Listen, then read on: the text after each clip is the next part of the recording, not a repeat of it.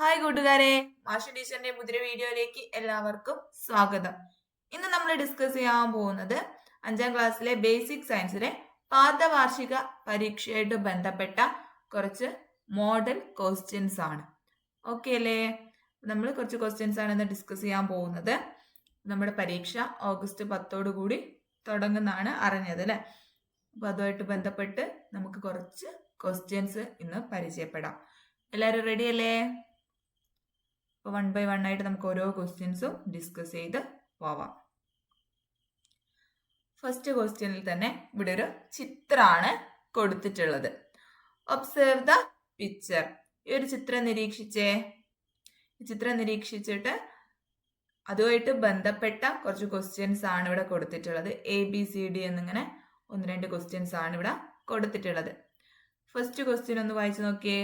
Right any 2 food chains from the picture. ചിത്രത്തിൽ നിന്നും ഏതെങ്കിലും 2 ആഹാര ശൃംഖലകൾ കണ്ടെത്തി എഴുതാനാണ് പറഞ്ഞിട്ടുള്ളത്. അത് വളരെ എളുപ്പമുള്ളൊരു ക്വസ്റ്റ്യൻ ആണ് അല്ലെ. ആഹാര ശൃംഖലയൊക്കെ എഴുതുന്ന രീതിയൊക്കെ നിങ്ങൾ പഠിച്ചു കഴിഞ്ഞതാണ്. അപ്പോൾ വളരെ സിമ്പിൾ ആണ്. അപ്പൊ നോക്കിയേ, ഒരു 2 ഫുഡ് ചെയിൻ്റെ മാതൃകയാണ് ഇവിടെ കൊടുത്തിട്ടുള്ളത്. ഫസ്റ്റ് വേണം നോക്കിക്കേ. അക്വാറ്റിക് പ്ലാന്റ്, സ്മോൾ ഫിഷ്, പിന്നെ ക്രെയിൻ അല്ലെ, ജലസസ്യങ്ങൾ. അതിൽ നിന്ന് പിന്നെ എന്താ, ചെറിയ മീന്, പിന്നെ കൊക്ക്. ഇപ്പം മിസ് എത്തിയിട്ടുള്ളത് മക്കളെ നിങ്ങൾക്കായിട്ടുള്ള ഓണത്തിന്റെ ഒരു സ്പെഷ്യൽ ഓഫറുമായിട്ടാണ് കേട്ടോ. മറ്റൊന്നുമല്ല മക്കളെ, നമ്മുടെ ഓണം പ്രമാണിച്ച് നമ്മുടെ ആപ്പിലുള്ള എല്ലാ ക്ലാസ്സുകളും കൂട്ടുകാർക്ക് വെറും 610 രൂപയ്ക്കാണ് ഇനിയുള്ള ഒരു വർഷക്കാലത്തേക്ക് അവൈലബിൾ ആക്കി തരാനായിട്ട് പോകുന്നത് കേട്ടോ. ഓക്കെ മക്കളെ, അപ്പൊ അഡ്മിഷൻ എടുക്കാൻ താല്പര്യമുള്ള കൂട്ടുകാരുണ്ടെങ്കിൽ വേഗം തന്നെ ദാ ഇവിടെ സ്ക്രീനിൽ കാണുന്ന നമ്പറിലേക്ക് കോൺടാക്ട് ചെയ്യുക കേട്ടോ. ലിമിറ്റഡ് സീറ്റിലേക്ക് മാത്രമാണ് മക്കളെ നമ്മൾ ഈ ഒരു ഓഫർ കൊടുക്കുന്നത്. അപ്പൊ വേഗം തന്നെ എന്ത് ചെയ്യുക, സ്ക്രീനിൽ കാണുന്ന നമ്പറിലേക്ക് കോൺടാക്ട് ചെയ്യുക കേട്ടോ. നമ്മുടെ ആപ്ലിക്കേഷൻ ത്രൂ ആയിരിക്കും കൂട്ടുകാർക്ക് നിങ്ങളുടെ സിലബസ് ബേസ്ഡ് ആയിട്ടുള്ള 1 മുതൽ 7ാം ക്ലാസ് വരെയുള്ള കൂട്ടുകാർക്കായിട്ടുള്ള ട്യൂഷൻ ക്ലാസ്സുകൾ പ്രൊവൈഡ് ചെയ്യുന്നത്. അപ്പൊ വേഗം തന്നെ മക്കളെ മറക്കാതെ ഈ ഒരു നമ്പറിലേക്ക് കോൺടാക്ട് ചെയ്യുക. ഒരിക്കൽ കൂടി ഓർമ്മപ്പെടുത്താണ്, വെറും 610 രൂപയ്ക്കാണ് ഒരു വർഷത്തേക്ക് മക്കൾക്ക് 1 മുതൽ 7ാം ക്ലാസ് വരെയുള്ള നിങ്ങളുടെ സിലബസ് ബേസ്ഡ് ട്യൂഷൻ ക്ലാസ്സുകൾ അവൈലബിൾ ആവാനായിട്ട് പോകുന്നത്. ഓക്കെ അല്ലേ? ഈ ഒരു രീതിയിലാണ് ഫസ്റ്റ് ഭക്ഷ്യ ശൃംഖല പോകുന്നത് അല്ലെ. ആദ്യത്തെ ഫുഡ് ചെയിൻ ഇങ്ങനെയാണ് പോകുന്നത്. ജലസസ്യങ്ങൾ, ഹൈഡ്രില്ല പോലുള്ള സസ്യങ്ങൾ.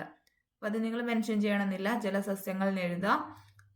അതുമായിട്ട് ബന്ധിപ്പിക്കുന്നത് പിന്നെ എന്താണ്, ചെറിയ മീനുകൾ അല്ലെ. ചെറിയ മീനുകൾ ഈ ജലസസ്യങ്ങളെ ഭക്ഷിക്കുന്നുണ്ട്. ചെറിയ മീനുകളെ ഭക്ഷിക്കുന്ന കൊക്ക്. അങ്ങനെ നമുക്ക് ഈ ഒരു ചിത്രത്തിൽ നിന്ന് ഫസ്റ്റ് ഫുഡ് ചെയിൻ ഉണ്ടാക്കാം. അടുത്തത് നോക്കിക്കേ. അടുത്തതാണ് ജലസസ്യങ്ങൾ അല്ലെ. ജലസസ്യങ്ങള്, മീന്, പാമ്പ്. ഓക്കെ അല്ലേ? ഇതൊക്കെ ഇവിടെ ഉള്ളതാണ് കേട്ടോ, ഈ ഒരു ചിത്രത്തിലുള്ളതാണ്. ജലസസ്യങ്ങൾ, മീന്, അതേപോലെ പാമ്പ് കേട്ടോ. Aquatic plant, fish, snake. ഇതല്ലെങ്കിലോ വേറെ ഒന്നും കൂടെ ഇവിടെ കൊടുത്തിട്ടുണ്ട്. എന്താണ്? ജലസസ്യങ്ങൾ, കീടങ്ങൾ, തവള, പാമ്പ്. ഓക്കെ അല്ലേ? Aquatic plant, insects, frog, snake. ഇതിലേത് വേണമെങ്കിലും നിങ്ങൾക്ക് എഴുതാവുന്നതാണ്. ഈ ഒരു ചിത്രത്തിൽ നിന്ന് കണ്ടെത്തി എഴുതാനാണ് നിങ്ങളോട് പറഞ്ഞിട്ടുള്ളത്. അപ്പൊ ഇതിൽ നിന്ന് ഏത് വേണമെങ്കിലും നിങ്ങൾക്ക് എഴുതാം. ഇത് വളരെ സിമ്പിൾ ആയിട്ടുള്ളൊരു ക്വസ്റ്റ്യൻ ആണ്. ഇനി അടുത്ത ക്വസ്റ്റ്യൻ നോക്കിയേ.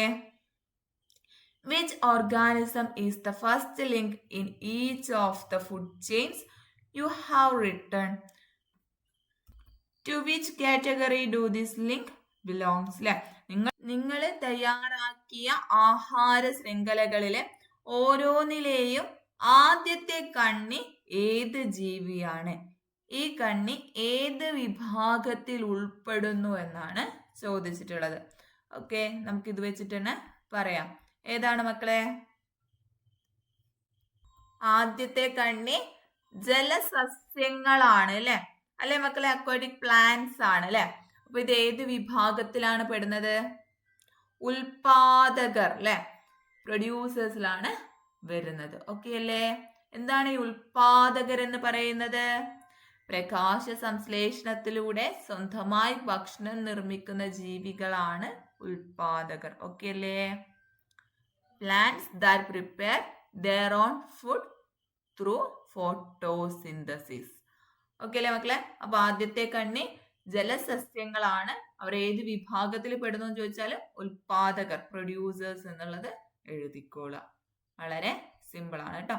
ഇനി അതിൽ തന്നെ മൂന്നാമത്തെ ഒരു ക്വസ്റ്റ്യൻ അല്ലെ, സി ക്വസ്റ്റ്യൻ ഉണ്ട്. Observe the statements given below and find out the correct option. താഴെ കൊടുത്തിരിക്കുന്ന പ്രസ്താവനകൾ നോക്കിയിട്ട് അതിൽ കറക്റ്റ് ആയിട്ടുള്ള ഓപ്ഷന് മാർക്ക് ചെയ്യാനാണ് പറഞ്ഞിട്ടുള്ളത്. ഓക്കെ അല്ലേ?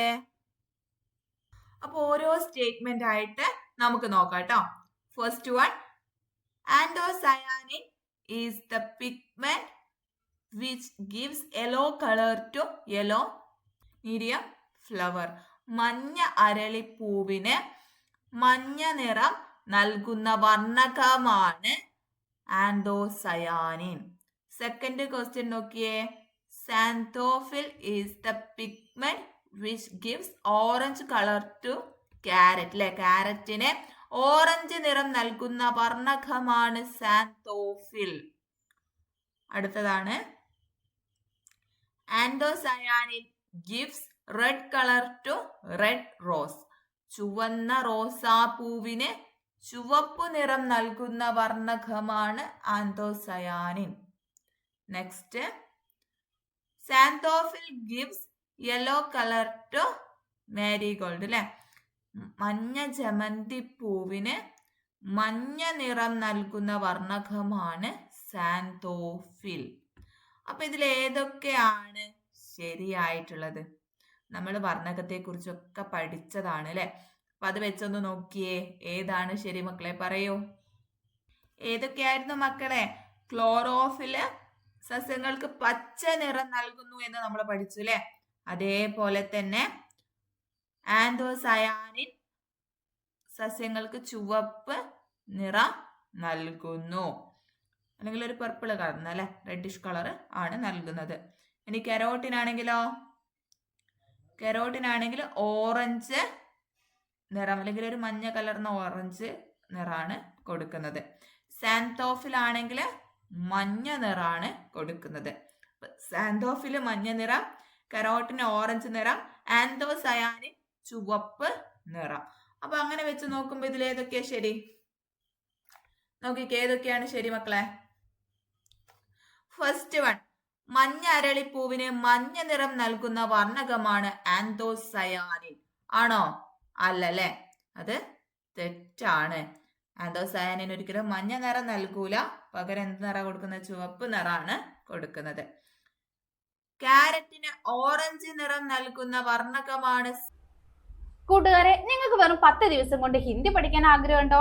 എങ്കിൽ താല്പര്യമുള്ള മക്കളൊക്കെ വേഗം സ്ക്രീനിൽ കാണുന്ന ഈ ഒരു നമ്പറിലേക്ക് കോൺടാക്ട് ചെയ്തോളൂ കേട്ടോ. വെറും 210 രൂപയ്ക്കാണ് നമ്മൾ ഈ ഒരു 10 ദിവസത്തെ കോഴ്സ് കൂട്ടുകാർക്കായിട്ട് പ്രൊവൈഡ് ചെയ്യുന്നത്. ഏതൊരു ചെറിയ ക്ലാസ്സിലുള്ള കുട്ടികളായാലും അതുപോലെ തന്നെ വലിയ ക്ലാസ്സിലുള്ള കുട്ടികളായാലും എല്ലാവർക്കും ഒരേപോലെ യൂസ് ചെയ്യാവുന്ന ക്ലാസ്സുകളാണ് നമ്മൾ ഈ 10 ഡേയ്സ് കോഴ്സിൽ ഉൾപ്പെടുത്തിയിട്ടുള്ളത് കേട്ടോ. അപ്പൊ വേഗം തന്നെ മക്കളെ സ്ക്രീനിൽ കാണുന്ന നമ്പറിലേക്ക് കോൺടാക്ട് ചെയ്യുക. ഇന്ത്യയുടെ ഏറ്റവും ബേസിക് ആയിട്ടുള്ള കാര്യങ്ങൾ മുതൽ നമ്മൾ ഈ ഒരു കോഴ്സിൽ നിങ്ങൾക്കായിട്ട് പ്രൊവൈഡ് ചെയ്യുന്നതായിരിക്കും. സാന്തോഫിൽ തെറ്റല്ലേ? ഓറഞ്ചിന് ഓറഞ്ച് നിറം നൽകുന്നത് ഏത് വർണ്ണകമാണ് മക്കളെ? കരോട്ടിനാണ് അല്ലെ, കരോട്ടിനാണ്. അപ്പൊ അത് തെറ്റാണ്. അടുത്തതാണ്, ചുവന്ന റോസാപ്പൂവിന് ചുവപ്പു നിറം നൽകുന്ന വർണ്ണകമാണ് ആൻഡോസയാനിൻ. വളരെ ശരിയാണ് അല്ലെ, ചുവപ്പ് നിറം നൽകുന്നതാണ് ആൻഡോസയാനിൻ എന്ന് പറയുന്നത്.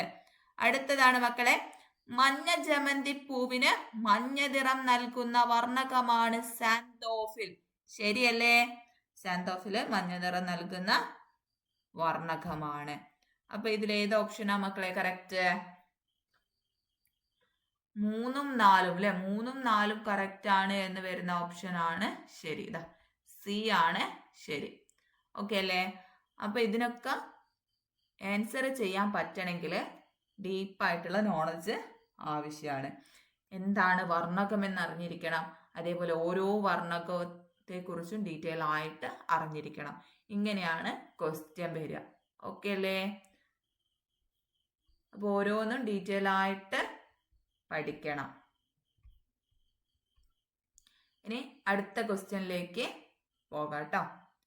രണ്ടാമത്തെ ക്വസ്റ്റ്യൻ ജസ്റ്റ് ഒന്ന് വായിച്ചു നോക്കൂ മക്കളെ. A red spinach is a plant that performs photosynthesis. Is the opinion of a student. ചുവന്ന ചീര പ്രകാശ സംശ്ലേഷണം നടത്തുന്ന ഒരു സസ്യമാണ് എന്നാണ് ഒരു കുട്ടിയുടെ അഭിപ്രായം. അതിൽ എ ക്വസ്റ്റ്യൻ നോക്കിയേ. Do you agree with this opinion? Why? ഈ അഭിപ്രായത്തോട് നിങ്ങൾ യോജിക്കുന്നുണ്ടോ? എന്തുകൊണ്ട്? അത് വിശദമാക്കാനാണ് പറഞ്ഞിട്ടുള്ളത്. ബി ക്വസ്റ്റ്യൻ എന്താണ്? Design an experiment to prove your opinion. നിങ്ങളുടെ അഭിപ്രായം തെളിയിക്കുന്നതിന് ഒരു പരീക്ഷണം രൂപകൽപ്പന ചെയ്യുക. ഓക്കെ അല്ലേ? അപ്പൊ അതില് ഫസ്റ്റ് ക്വസ്റ്റ്യൻ തന്നെ നമുക്ക് ആദ്യം ആൻസർ ചെയ്യാം. Do you agree with this opinion? Why? ഈ അഭിപ്രായത്തോട് നിങ്ങൾ യോജിക്കുന്നുണ്ടോ? എന്തുകൊണ്ട്? നിങ്ങൾ യോജിക്കുന്നുണ്ടോ മക്കളെ? ചുവന്ന ചീര പ്രകാശ സംശ്ലേഷണം നടത്തുന്ന ഒരു സസ്യമാണോ? നിങ്ങളുടെ അഭിപ്രായം എന്താണ്? ആണല്ലേ? Yes, I agree with the opinion. അതെ, ഞാൻ ഈ അഭിപ്രായത്തോടെ യോജിക്കുന്നു. ഓക്കെ അല്ലേ? എന്താണ് അതിന്റെ റീസൺ? എന്താണ്?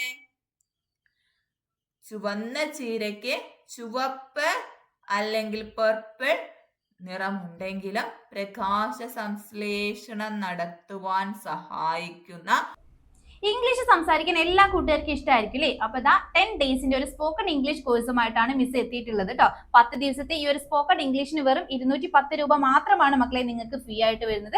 അപ്പൊ താല്പര്യമുള്ള കൂട്ടുകാർ മടിക്കാതെ തന്നെ വേഗം സ്ക്രീനിൽ കാണുന്ന ഈ ഒരു നമ്പറിലേക്ക് കോൺടാക്ട് ചെയ്യുക കേട്ടോ. വളരെ ലിമിറ്റഡ് സീറ്റിലേക്ക് മാത്രമാണ് നമ്മൾ ഈ ഒരു സ്പോക്കൺ ഇംഗ്ലീഷിന്റെ ഈ ഒരു 10 ഡേയ്സ് ക്ലാസ് പ്രൊവൈഡ് ചെയ്യുന്നത്. അപ്പൊ താല്പര്യമുള്ള കൂട്ടുകാരൊക്കെ വേഗം തന്നെ നമ്മളുമായിട്ട് കോൺടാക്ട് ചെയ്യുക. ഇംഗ്ലീഷിലെ ഏറ്റവും ബേസിക് ആയിട്ടുള്ള കാര്യങ്ങളും ഗ്രാമർ സെക്ഷൻസും എല്ലാം തന്നെ നമ്മൾ ഈ ഒരു കോഴ്സിലൂടെ നിങ്ങൾക്കായിട്ട് പ്രൊവൈഡ് ചെയ്യുന്നുണ്ട്. ക്ലോറോഫിൽ ഹരിതകം എന്ന പച്ച നിറത്തിലുള്ള വർണ്ണവസ്തു അവയിലെ അടങ്ങിയിട്ടുണ്ട്. അതുകൊണ്ടാണ് പ്രകാശ സംശ്ലേഷണം നടത്താൻ പറ്റുന്നത്. അത് നമ്മൾ ഒരു എക്സ്പെരിമെന്റിലൂടെയൊക്കെ ചെയ്തതാണ് അല്ലെ? ഓർക്കുന്നില്ലേ? Even though red spinach appears red or purple, it contains the green pigment chlorophyll along with other pigments like anthocyanin. Chlorophyll is essential for capturing sunlight to perform photosynthesis. നമ്മൾ പറഞ്ഞിട്ടുണ്ട് ക്ലോറോഫിൽ ഉണ്ടെങ്കിൽ മാത്രമാണ് ഫോട്ടോസിന്തസിസ് നടക്കുള്ളൂ എന്ന് നമ്മൾ പറഞ്ഞിട്ടുണ്ട്. അപ്പൊ ചീരയുടെ നിറം ചുവപ്പായത് കൊണ്ട് അവിടെ പ്രകാശ സംശ്ലേഷണം നടക്കാതിരിക്കില്ല. അതിലെന്തുണ്ട്? ആ ഒരു ചുവന്ന ചീരയിലും ക്ലോറോഫില് അടങ്ങിയിട്ടുണ്ട്. ഓക്കെ അല്ലേ? അപ്പൊ ബി ക്വസ്റ്റ്യൻ എന്തായിരുന്നു? Design an experiment to prove your opinion അല്ലെ? അപ്പൊ ഈ ഒരു എക്സ്പെരിമെന്റ് നമ്മൾ ഓൾറെഡി ക്ലാസ്സിൽ ചെയ്തതാണ് അല്ലെ? അപ്പൊ ഒരു എക്സ്പെരിമെന്റിന്റെ ഘട്ടങ്ങൾ എഴുതുമ്പോൾ എന്തൊക്കെ കാര്യങ്ങൾ വേണം? എന്തൊക്കെ കാര്യങ്ങൾ ഉൾപ്പെടുത്തണം? ലക്ഷ്യം വേണം കേട്ടോ, എയിം വേണം. അതേപോലെ മെറ്റീരിയൽസ് റിക്വയർഡ് അല്ലെ? ആവശ്യമായിട്ടുള്ള സാധനങ്ങള്, പിന്നെ പ്രൊസീജിയർ, അതേപോലെ ഒബ്സർവേഷൻ വേണം, കൺക്ലൂഷൻ വേണം. ഓക്കെ അല്ലേ? എന്തൊക്കെയാണ് വേണ്ടത്? ലക്ഷ്യം വേണം, ആവശ്യമായിട്ടുള്ള സാധനങ്ങൾ വേണം, ചെയ്യുന്ന വിധം വേണം, അതേപോലെ നിരീക്ഷണം, നിഗമനം, ഇങ്ങനെയാണ് വേണ്ടത്. ഓക്കെ അല്ലേ? അപ്പൊ ഇതെങ്ങനെയാ ചെയ്യാൻ നോക്കൂ മക്കളെ. ഇവിടെ എയിം അല്ലെ? ലക്ഷ്യം എന്താണ്? To prove that red spinach leaves perform photosynthesis അല്ലെ? ചുവന്ന ചീരയിലകള് പ്രകാശ സംശ്ലേഷണം നടത്തുന്നുണ്ടെന്ന് തെളിയിക്കുകയാണ് വേണ്ടത്. സ്റ്റാർച്ചിന്റെ സാന്നിധ്യം പരിശോധിച്ചുകൊണ്ടാണ് നമ്മൾ ഈ ഒരു എക്സ്പെരിമെന്റ് ചെയ്യുന്നത്. അതിനാവശ്യമായിട്ടുള്ള മെറ്റീരിയൽസ് എന്തൊക്കെയാണ്? ആവശ്യമായിട്ടുള്ള സാധനങ്ങൾ എന്തൊക്കെയാണ്? ചുവന്ന ചീരയുടെ ഇല വേണം, പിന്നെ ബീക്കർ വേണം, വാട്ടർ വേണം അല്ലെ? വെള്ളം വേണം, ബർണർ വേണം, ട്രൈപോഡ് വേണം, ട്രൈപോഡ് സ്റ്റാൻഡ് കേട്ടോ, ട്രൈപോഡ് സ്റ്റാൻഡ് വേണം, അയഡിൻ ലായനി വേണം, അതേപോലെ ആൽക്കഹോൾ അടങ്ങിയ ടെസ്റ്റ് ട്യൂബ് വേണം. ഓക്കെ അല്ലേ? ഇത്രയും സാധനങ്ങളാണ് ഇതിനാവശ്യമായിട്ട് ഉള്ളത്. അല്ലെ ഫസ്റ്റ് സ്റ്റെപ്പ് നോക്കിക്കേ. Keep the red spinach plant in sunlight for a few hours so that it can perform photosynthesis. ചുവന്ന ചീരച്ചെടി കുറച്ച് സമയം സൂര്യപ്രകാശത്തില് വെക്കുക. പിന്നെന്താ ചെയ്യേണ്ടത്? നെക്സ്റ്റ് സ്റ്റെപ്പ് എന്താണ്? Pluck a leave from the plant and dip it in boiling water for a few minutes to kill the cells. അല്ലെ, ഇതിൽ നിന്ന് ഒരു ഇല പറിച്ച് കുറച്ചു നേരം തിളച്ച വെള്ളത്തില് ഇടുക. എന്തിനു വേണ്ടിയിട്ടാണ്? കോശങ്ങളുടെ പ്രവർത്തനം നിർത്താൻ വേണ്ടിയിട്ട് കേട്ടോ. ഇനി അടുത്തത് എന്താ ചെയ്യേണ്ടത്? പിന്നീട് ഇല ആൽക്കഹോൾ ഉള്ള ടെസ്റ്റ് ട്യൂബിലിട്ട് ആ ടെസ്റ്റ് ട്യൂബ് ചൂടുവെള്ളം നിറച്ച ബീക്കറിൽ വെച്ച് ചൂടാക്കി ഇലയിലെ ഹരിതകം പൂർണ്ണമായി നീക്കം ചെയ്യുക. ഇലയെ വീണ്ടും ഇളം ചൂടുവെള്ളത്തിൽ കഴുകി മൃദുവാക്കുക. ഇല ഒരു വാച്ച് ഗ്ലാസ്സിൽ വെച്ച് അതിലേക്ക് കുറച്ച് തുള്ളി അയഡിൻ ലായനി ഒഴിക്കുക. അപ്പൊ ഇങ്ങനെ ചെയ്യുമ്പോൾ എന്ത് കാര്യം നമുക്ക് കാണാൻ കഴിയുക? നമുക്ക് എന്ത് കാര്യമാണ് കാണാൻ കഴിയുക? നമ്മുടെ നിരീക്ഷണം എന്താണ് അവിടെ? ഇലയ്ക്ക് നീല കലർന്നിട്ടുള്ള ഒരു കറുപ്പ് നിറം ലഭിക്കുക. അവിടെ the leaf turns blue black in colour. ഒരു ഇംഗ്ലീഷ് സംസാരിക്കാൻ എല്ലാ കൂട്ടുകാർക്കും ഇഷ്ടമായിരിക്കും അല്ലേ? അപ്പൊ 10 ഡേയ്സിന്റെ ഒരു സ്പോക്കൺ ഇംഗ്ലീഷ് കോഴ്സുമായിട്ടാണ് മിസ് എത്തിയിട്ടുള്ളത് കേട്ടോ. 10 ദിവസത്തെ ഈ ഒരു സ്പോക്കൺ ഇംഗ്ലീഷിന് വെറും 210 രൂപ മാത്രമാണ് മക്കളെ നിങ്ങൾക്ക് ഫ്രീ ആയിട്ട് വരുന്നത്. അപ്പൊ താല്പര്യമുള്ള കൂട്ടുകാർ മടിക്കാതെ തന്നെ വേഗം സ്ക്രീനിൽ കാണുന്ന ഈ ഒരു നമ്പറിലേക്ക് കോൺടാക്ട് ചെയ്യുക കേട്ടോ. വളരെ ലിമിറ്റഡ് സീറ്റിലേക്ക് മാത്രമാണ് നമ്മൾ ഈ ഒരു സ്പോക്കൺ ഇംഗ്ലീഷിന്റെ ഈ ഒരു 10 ഡേയ്സ് ക്ലാസ് പ്രൊവൈഡ് ചെയ്യുന്നത്. അപ്പൊ താല്പര്യമുള്ള കൂട്ടുകാരൊക്കെ വേഗം തന്നെ നമ്മളുമായിട്ട് കോൺടാക്ട് ചെയ്യുക. ഇംഗ്ലീഷിലെ ഏറ്റവും ബേസിക് ആയിട്ടുള്ള കാര്യങ്ങളും ഗ്രാമർ സെക്ഷൻസും എല്ലാം തന്നെ നമ്മൾ ഈ ഒരു കോഴ്സിലൂടെ നിങ്ങൾക്കായിട്ട് പ്രൊവൈഡ് ചെയ്യുന്നുണ്ട്. നീല കളർന്നിട്ടുള്ള ഒരു കറുപ്പ് നിറമാണ് ലഭിക്കുക കേട്ടോ. അപ്പൊ അതിൽ നിന്ന് നമുക്ക് എന്ത് കാര്യമാണ് പറയാൻ കഴിയുക? നമ്മുടെ നിഗമനം എന്താണ് അവിടെ? നീല കലർന്ന കറുപ്പ് നിറം മാറുന്നത് സ്റ്റാർച്ചിന്റെ സാന്നിധ്യത്തെ സൂചിപ്പിക്കുന്നു. ഇത് ചുവന്ന ചീര പ്രകാശ സംശ്ലേഷണം നടത്തുന്നുവെന്ന് തെളിയിക്കുന്നുണ്ട്. ഓക്കെ അല്ലേ? അപ്പൊ ഈ ഒരു രീതിയിൽ ആണ് നിങ്ങൾ പരീക്ഷണ കുറിപ്പ് എഴുതേണ്ടത്. ഓക്കെ അല്ലേ? ആ ഒരു ഘട്ടം ഫോളോ ചെയ്യണം. വളരെ ഇമ്പോർട്ടൻ്റ് ആണ് കേട്ടോ. ഇനി അതില് സി ക്വസ്റ്റ്യൻ ആണ്. Which of the following is the correct statement? താഴെ തന്നിരിക്കുന്നതിൽ ശരിയായ പ്രസ്താവന ഏതാണ് എന്നാണ് ചോദിക്കുന്നത്. അപ്പൊ 1 by 1 ആയിട്ട് നമുക്ക് വായിച്ചു നോക്കാം. First one, plants take in oxygen during photosynthesis and release carbon dioxide during respiration. സസ്യങ്ങൾ പ്രകാശ സംശ്ലേഷണ സമയത്ത് ഓക്സിജൻ സ്വീകരിക്കുകയും ശ്വസന സമയത്ത് കാർബൺ ഡയോക്സൈഡ് പുറത്തുവിടുകയും ചെയ്യുന്നു.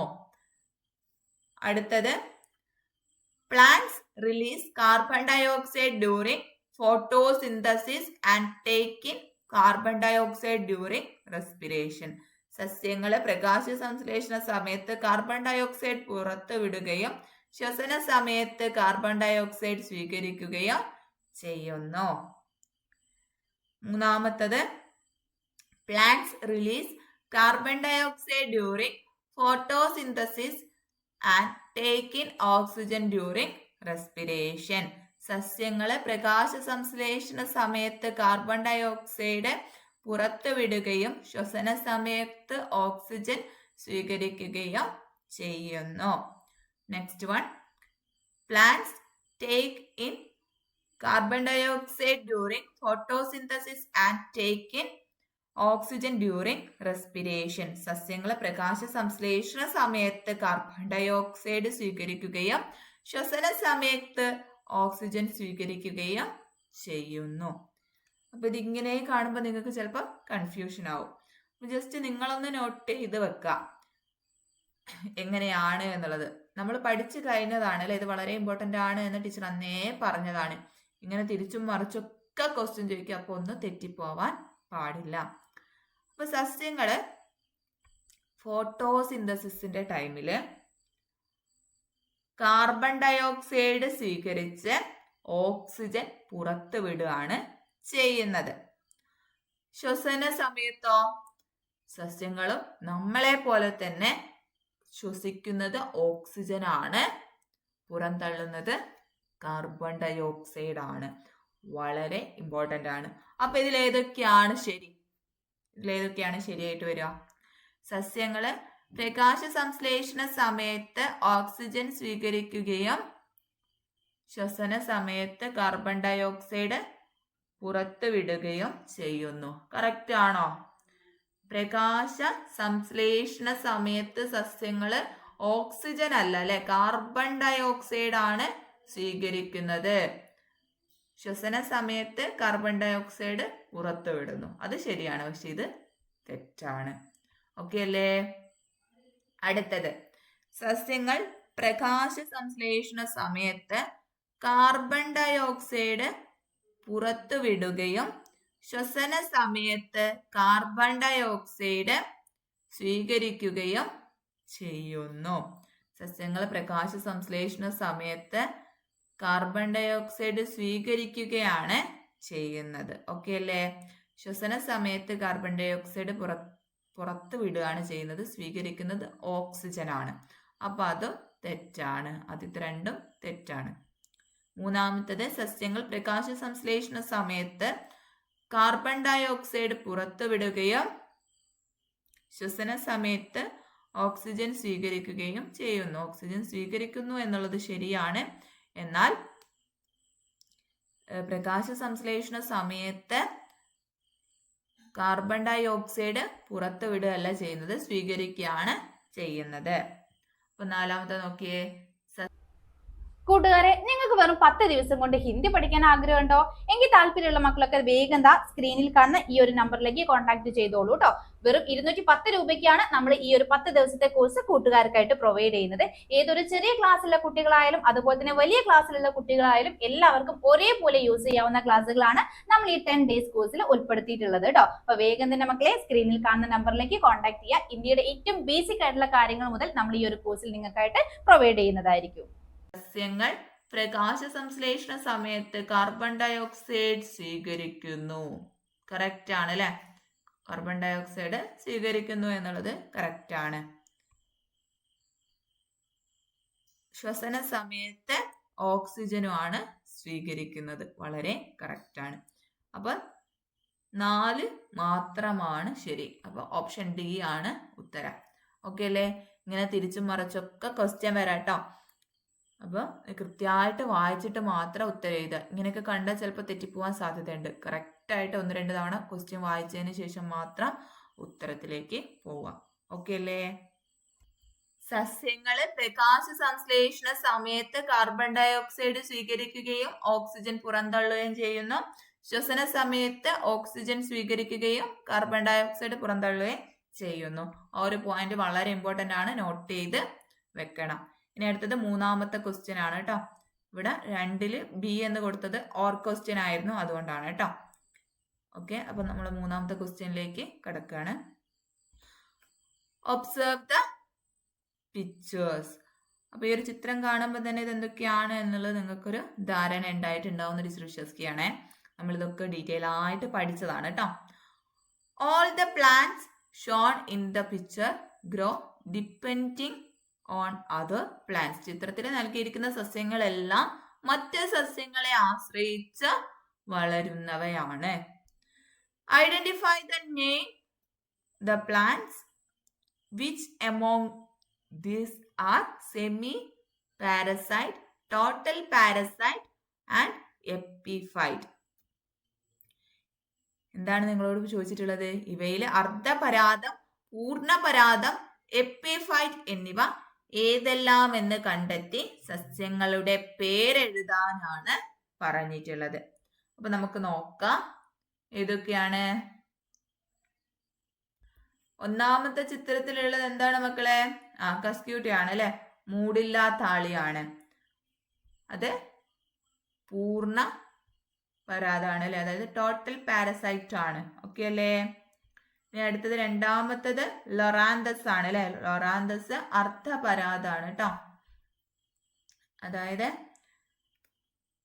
സെമി പാരസൈറ്റ് ആണ്. ഓക്കെ അല്ലേ? മൂന്നാമത്തത് വാൻഡയാണ്, അത് എപ്പിഫൈറ്റുകൾക്ക് ഉദാഹരണമാണ്. ഓക്കെ അല്ലേ? അപ്പൊ എന്തായിരുന്നു ഈ അർദ്ധപരാധം എന്ന് പറഞ്ഞാലും പൂർണ്ണപരാധം എന്ന് പറഞ്ഞാലും അതേപോലെ എപ്പിഫൈറ്റ് എന്നൊക്കെ പറഞ്ഞാൽ എന്തായിരുന്നു? ഓർക്കുന്നില്ലേ? എന്തായിരുന്നു? എപ്പിഫൈറ്റുകൾ എന്ന് പറഞ്ഞാല് വാസസ്ഥലത്തിന് വേണ്ടി മാത്രം മറ്റൊരു മരത്തിലെ മറ്റൊരു ചെടി ആശ്രയിക്കുന്നവരാണ് അല്ലെ. മറ്റു വലിയ മരങ്ങളുടെ മുകളിലോ അല്ലെങ്കിൽ കൊമ്പുകളിലോ ഒക്കെ വളരുന്ന സസ്യങ്ങളെയാണ് നമ്മൾ എപ്പിഫൈറ്റുകൾ എന്ന് പറയുന്നത്. ഇവരൊരിക്കലും എന്ത് ചെയ്യുന്നില്ല, ഭക്ഷണത്തിനായിട്ടോ മറ്റാവശ്യങ്ങൾക്കായിട്ടോ ആ ഒരു സസ്യത്തെ ആശ്രയിക്കുന്നില്ല. ഇവ സ്വന്തമായിട്ട് പ്രകാശ സംശ്ലേഷണത്തിലൂടെ ആഹാരം നിർമ്മിക്കുകയാണ് ചെയ്യുന്നത്. ഓക്കെ അല്ലേ? ഇവര് വാസസ്ഥലത്തിന് വേണ്ടി മാത്രം മറ്റൊരു ചെടിയെ ആശ്രയിക്കുന്നവരാണ് എന്നുള്ളത് ഓർത്ത് വെക്കുക. ഇനി പൂർണ്ണപരാധം എന്ന് പറഞ്ഞാൽ എന്താണ്? ഈ മൂടില്ലാത്ത ആളി ഒക്കെയാണ് അതിന്റെ ഉദാഹരണം അല്ലെ. പൂർണ്ണപരാധം എന്ന് പറഞ്ഞാല് ജീവിക്കാൻ ആവശ്യമായ ചില വെള്ളത്തിനും പോഷകങ്ങൾക്കും ആഹാരത്തിനും പൂർണ്ണമായും മറ്റൊരു സസ്യത്തെ അല്ലെ ആതിഥേയ സസ്യത്തെ ആശ്രയിക്കുന്ന സസ്യങ്ങളാണ് പൂർണ്ണപരാധങ്ങൾ എന്ന് പറയുന്നത്. ഓക്കെ അല്ലേ? ഇനി അർദ്ധപരാധം എന്ന് പറഞ്ഞാല് ആഹാരത്തിനായി മറ്റൊരു സസ്യത്തെ ഭാഗികമായിട്ട് ആശ്രയിക്കുന്ന സസ്യങ്ങളാണ് അർദ്ധപരാധങ്ങൾ എന്ന് പറയുന്നത്. ഓക്കെ അല്ലേ? ഇവർക്ക് സ്വന്തമായിട്ട് പ്രകാശ സംശ്ലേഷണത്തിലൂടെ ആഹാരം നിർമ്മിക്കാൻ കഴിയും. എന്നാൽ പ്രകാശ സംശ്ലേഷണത്തിന് ആവശ്യമായിട്ടുള്ള വെള്ളവും അതേപോലെ ധാതുക്കളൊക്കെ സ്വന്തമായിട്ട് വേരുകൾ വഴി മണ്ണിൽ നിന്ന് എടുക്കാൻ കഴിയില്ല. അപ്പൊ അതിനൊക്കെ വേണ്ടിയിട്ട് ആതിഥേയ സസ്യങ്ങളെ ആശ്രയിക്കുകയാണ് ചെയ്യുന്നത്. വളരെ ഇമ്പോർട്ടൻ്റ് ആണ് കേട്ടോ. അപ്പൊ നമ്മൾ അന്നത്തെ ക്ലാസ്സിൽ നമ്മൾ ഈ ഒരു ചാപ്റ്റർ എടുക്കുമ്പോൾ പ്രത്യേകം പറഞ്ഞിട്ടുണ്ട്, വളരെ ഇമ്പോർട്ടൻ്റ് ആണ്, എക്സാമിന് വരാൻ സാധ്യതയുണ്ടത്. ഇങ്ങനെയാണ് ക്വസ്റ്റ്യൻ ഉണ്ടാവുക. ഓക്കെ അല്ലേ? ഇനി അടുത്തത് ബി ക്വസ്റ്റ്യൻ ആണ്. Observe the statements related to vanda അല്ലെ. മരവാഴയുമായിട്ട് ബന്ധപ്പെട്ട പ്രസ്താവനകള് ശ്രദ്ധിക്കാനാണ് പറഞ്ഞിട്ടുള്ളത്. അപ്പൊ അതിൽ രണ്ടെണ്ണമാണ് കൊടുത്തിട്ടുള്ളത്. അതിൽ കറക്റ്റ് ആയിട്ടുള്ളത് ഏതാണ് എന്നാണ് ചോദിച്ചിട്ടുള്ളത്. First one the thick roots of the vanda help into cling on the tree. മരവാഴയുടെ തടിച്ച വേര് അല്ലെ. നമ്മൾ പറഞ്ഞിട്ടുണ്ട് 2 തരം വേരുകളുണ്ട് അല്ലെ, നേർത്ത വേരുണ്ട് അതേപോലെ തടിച്ച വേരുണ്ട് അല്ലെ. അപ്പൊ അതില് മരവാഴയുടെ തടിച്ച വേരുകള് മരവാഴയെ മരത്തില് പറ്റിപ്പിടിച്ച് നിർത്താൻ സഹായിക്കുന്നു. ഇനി രണ്ടാമത്തതോ, the small roots of the vanda do not help it to absorb moisture from the atmosphere അല്ലെ. മരവാഴയുടെ ചെറിയ വേരുകൾ അന്തരീക്ഷത്തിൽ നിന്ന് ഈർപ്പം വലിച്ചെടുക്കാൻ മരവാഴയെ സഹായിക്കുന്നില്ല. അപ്പൊ ഇതിൽ ഏതൊക്കെയാണ് മക്കളെ കറക്റ്റ്? ഏതാണ് കറക്റ്റ്? അപ്പൊ ഇത് കാണുമ്പോൾ തന്നെ നിങ്ങൾക്ക് മനസ്സിലാവില്ല, ഇത് കേട്ടപ്പോൾ തന്നെ നിങ്ങൾക്ക് ഉത്തരം കിട്ടിയിട്ടുണ്ടാവും. ഫസ്റ്റ് വൺ എന്താണ്? മരവാഴയുടെ തടിച്ച വേരുകള് മരവാഴയെ മരത്തില് പറ്റിപ്പിടിച്ച് നിർത്താൻ സഹായിക്കുന്നു. അത് കറക്റ്റ് ആണ്. രണ്ടാമത്തത്, മരവാഴയുടെ ചെറിയ വേരുകൾ അന്തരീക്ഷത്തിൽ നിന്ന് ഈർപ്പം വലിച്ചെടുക്കാൻ മരവാഴയെ സഹായിക്കുന്നില്ല. അത് തെറ്റാണ് അല്ലെ. സഹായിക്കുന്നുണ്ട്. അങ്ങനെയാണ് സ്വന്തമായിട്ട് മരവാഴ എന്ത് ചെയ്യുന്നത്? ഫോട്ടോസിന്തസിസ് വഴി ഭക്ഷണം പാകം ചെയ്യുന്നത്. അപ്പൊ ഇതിൽ ഏതാണ് ശരി? സി ആണ് അല്ലെ. പ്രസ്താവന 1 ശരിയോ 2 തെറ്റുമാണ്. ഓക്കെ അല്ലേ? ശരിയായ ഓപ്ഷൻ സി ആണ്. ഇനി അതിൽ മൂന്നാമത്തൊരു ചോദ്യം, അതായത് സി ക്വസ്റ്റ്യൻ ആണ്. ആ ഒരു ക്വസ്റ്റ്യനിൽ തന്നെയുള്ള സി ക്വസ്റ്റ്യൻ ആണ്. Even though Loranthus has green leaves, why is it called a semi-parasite? ഇത്തിൾ കണ്ണിക്ക് പച്ച നിറമുണ്ടെങ്കിലും അതിനെ അർദ്ധപരാതം എന്ന് വിളിക്കാൻ കാരണമെന്ത്? നമ്മൾ പഠിച്ചതാണ് അല്ലെ? എന്താണ് കാരണം? Even though Loranthus has green leaves and can perform photosynthesis to make its own food, it depends on the host plant to absorb water and minerals through its special roots. Therefore, it is called a semi-parasite.